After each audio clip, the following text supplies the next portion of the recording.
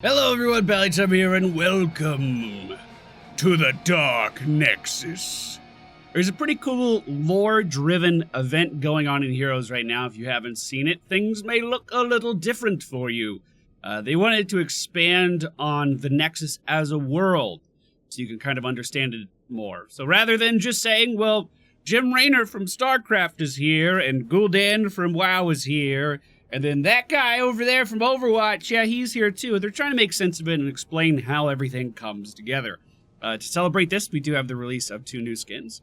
This one, of Ghoulish Daniel, where you can see, like, Nexus stuff going on inside of him, and he's kind of, like, cut into 2 pieces, and he's all, like, floating and stuff. It doesn't even compare to how Alarak looks. Oh my god, that's just amazing. Just amazing. I did get a chance to see these while I was at PAX East, but I'm so glad that they finally launched and you guys can take a look at them. So if you're interested in playing either of these characters, the 2 next videos are going to be dedicated to easy builds for Gul'Dan and, quote, easy builds for Alarak, if there is such a thing. Just in case you've never played the character before, this is a good place to start. Maybe not the most highest output for damage. Probably not. But it's still a good place to start. Alright, ladies and gentlemen, we find ourselves in the Cursed Hollow. How fitting, as the Dark Nexus is also releasing lore about the Raven Lord. Ooh. So, we are going to go for Pursuit of Flame at level 1. Hit 40 enemies with Fell Flame.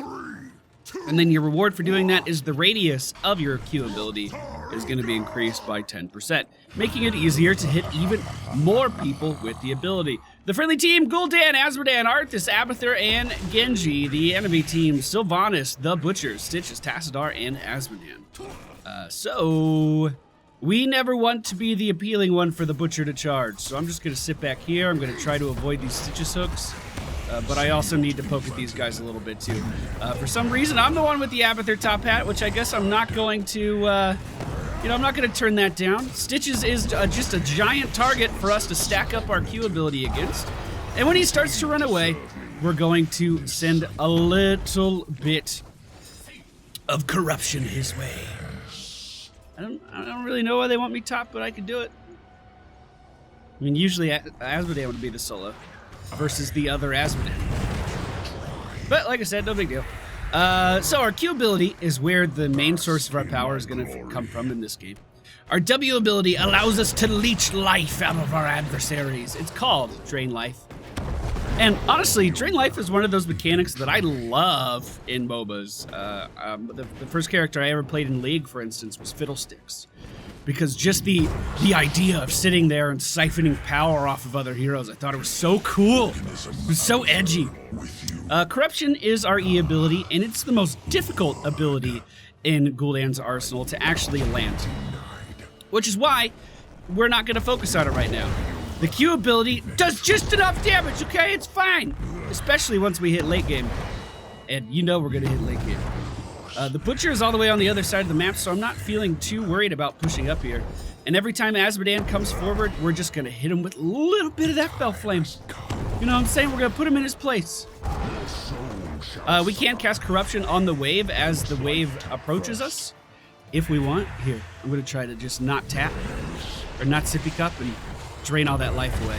He doesn't have much mana, and he keeps using it trying to laser me. Okay, we're going to life tap again. Drain the archer with the most health. Yeah. You get out of here! Get out of here! Corruption in his path as he's running away. That's basically the only time I use it, when I know someone's gonna walk into it.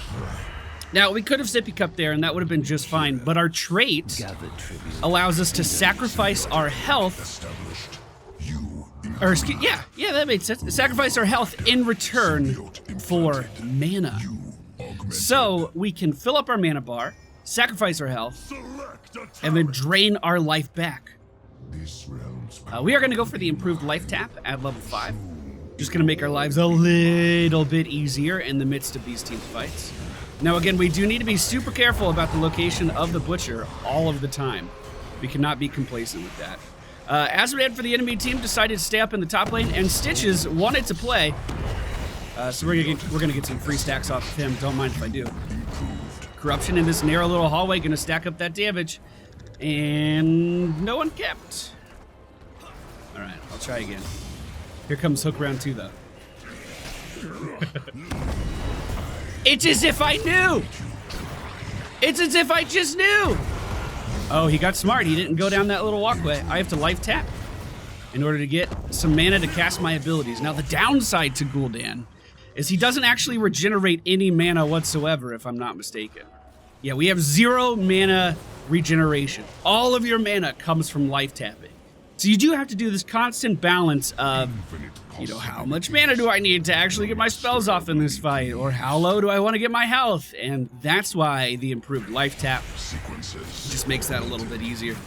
So does having an Abathur that heals you up constantly. So we're at 20 stacks out of the 40 that we need to increase the radius on our Q ability. I am going to go ahead and just use our sippy cup here because I thought Sylvanas was going to be a little bit more aggressive. I've said this a lot, but the regen from stuff like that continues to go past your maximum health. So if we fill up with the sippy cup, we can still go in if the duration is still ticking away and continue to be aggressive because we have health regen kind of in the bank, ready to go. We are going to go for not the Q talent here, but Hunger for Power instead. Increases healing power by 15%, but reduces the amount of healing that we're going to receive.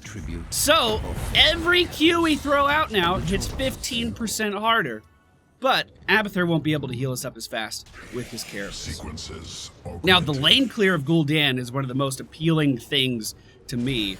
It is really, really easy to double soak lanes with him.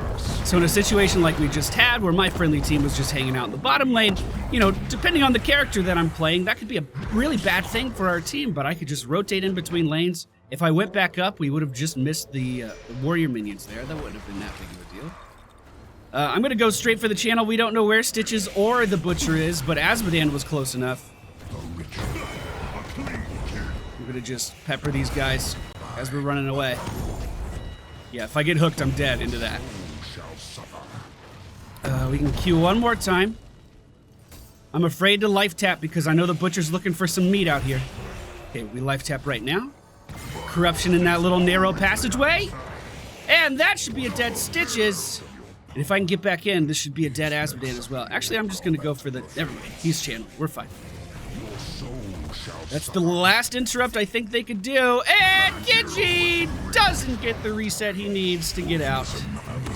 Feels bad, man. I'm pretty sure I could just trade with the Sylvanas here, if I had any mana to actually do that. Okay, so we are level 10. We are going to be picking up Horrify here. I do get a little memey sometimes with Reign of Destruction because it's fun. But if you want to be successful on Gul'Dan, you are going to have to pick up... the Horrify in most cases. What it does is anything in that middle radius there, it's kind of hard to show you on quick cast, but that small circle around me, anything in that circle is going to be feared and run in a straight line. So this Sylvanas, for instance, had to run into my tower in order to get away, and well, spoiler alert, she's not gonna get away. Things like that can be really, really helpful keeping you alive versus hard engage enemies like the Butcher on the enemy team. Just keep in mind that while the Butcher is charging in, he is going to be immune to crowd control until he impacts his target. But we can make his life a little bit more difficult. We're just going to push that lane out real quickly and then go join our team down here. We do see Azmodan in the middle lane, and Stitches once again being beat up by Arthas here. We're going to Corruption as he's running away. Pick up that easy damage over time. And it looks like we get the first curse of the game. Alright, so let's go ahead and clean up this mercenary camp really fast. Shouldn't be that hard to do. And then we can start pushing in. Arthas already pushing, however. Never mind, that was the Abathur clone. So we're just going to go ahead and do a life tap, get all of our mana back, and drain in that location. Now, while we're draining, it is kind of important which targets you drain off of. We need to be careful here. 8 seconds on that. Let's just let the team know. You want to drain off character or enemy minions and stuff that you know are going to be alive longer than the others. So don't start draining on the little archer in front that's almost, or the mage that's getting beat up that's almost dead. Okay, here we go. So here's the impact. Here's the fear. Corruption in his path. and then we can life drain off of him as well. One more Q for good measure. God, Gul'Dan's good. I really like Gul'Dan. The gorge is happening once more. I don't think he'll get behind the wall. Oh, just barely. I'm sorry, man. That feels bad. Oh, Arth is actually disabling the defenses of these structures, maybe allowing him to get out. It's not looking too good, man. We gotta dodge this hook that's about to happen. Also, the butcher's back up in just a couple seconds, so I'm gonna go ahead and back away here. Genji should be fine, right? He should be fine. So let's go ahead and look at the enemy team before we pick our next talent. We do see Stitch is going for slam build, so that's some spell damage there. Asmodan going for the player dunk, so that's some spell damage there. So we're gonna go for the Fell Armor. Hitting an enemy hero with Fell Flame grants 40 spell armor for 2.5 seconds. Now remember, your Q only has a 1.5 second cooldown. So that means, theoretically, in the middle of these fights, you can... You got it, you don't need me. Okay, I'll steal it though. You can have spell armor up all of the time as long as you're hitting an enemy hero. And spell armor is going to reduce all of the damage in this game, aside from the auto attacks of the Butcher with 19 blood. He is not having a good time. He's not having a good time this game.